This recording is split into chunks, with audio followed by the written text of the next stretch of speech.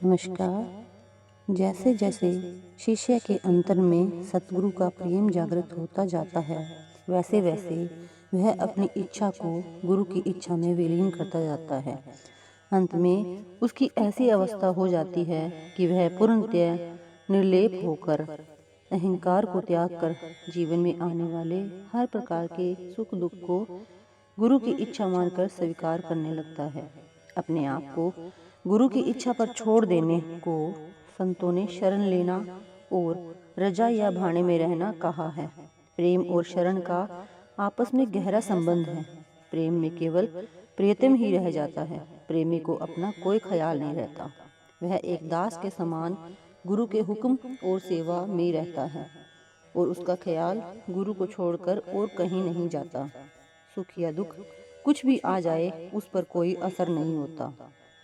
शरण की अवस्था में प्रेमी भक्त की बुद्धि और विचार गुरु की रूहानी विचारधारा के अनुरूप हो जाते हैं।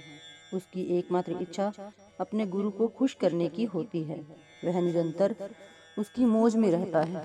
परंतु जैसा कि कबीर साहब कहते हैं, यह अवस्था किसी प्रकार की चतुराई द्वारा प्राप्त नहीं हो सकती।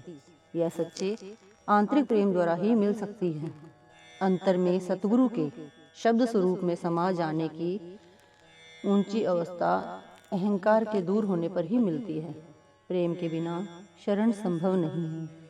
जब तक दो होने का भाव रहता है, तब तक न तो सच्ची शरण प्राप्त होती है और न गुरु के प्रति प्रेम परिपूर्ण होता है।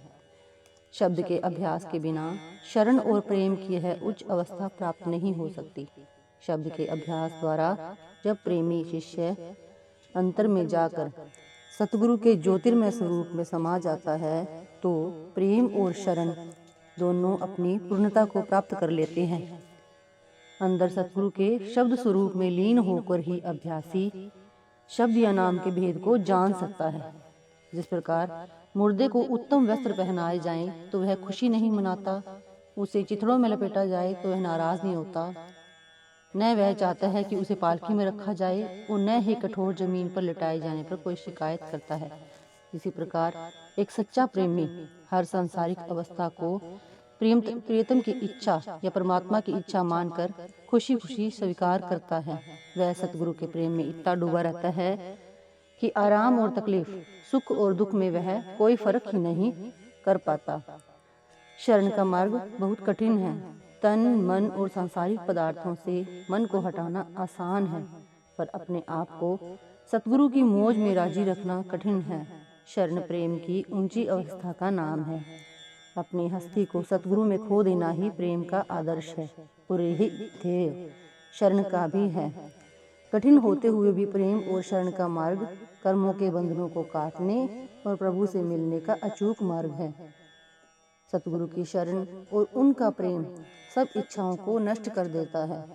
प्रेमी शिष्य की एकमात्र इच्छा सतगुरु के दर्शन की ही रहती है।